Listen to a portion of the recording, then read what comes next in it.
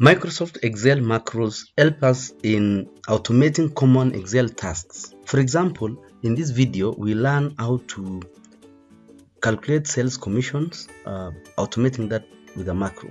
But first things first, we need to activate macros or the developer tab. To activate the developer tab, go to File, Options. From Options, go to Customize Ribbon so that you include the developer tab on the ribbon. When you click OK, you will see the developer tab shows up on the ribbon with all the tools for automation from Visual Basic, macros to check out existing macros, record a new macro, then also there are form tools and much more. So for this example, we will use 10% so that we calculate the commissions for each month. So we'll type equal sign. We first go to record macro, then assign this macro a name. Call this sales macro to calculate the commissions. You can assign a shortcut key for this macro, call it Ctrl+W. Store the macro in this workbook, give it an optional description. This macro calculates my sales commissions.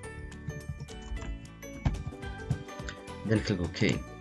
The record macro will turn to stop recording, where we now calculate equal sign, then this sales for January times 0.1 or 10%.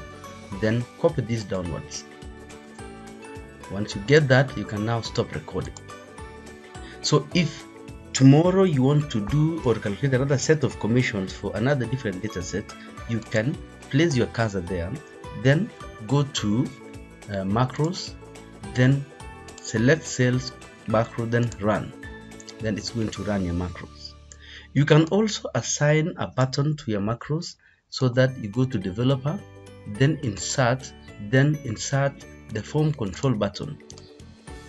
Click there, then assign that button to this macro.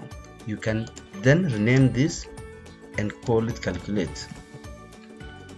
Then you can select where you want to calculate the commissions and press calculate. You can also use the shortcut key Ctrl+W, which we assigned by pressing Ctrl+W to get your sales commissions. Thanks for watching. My name is David Kandia.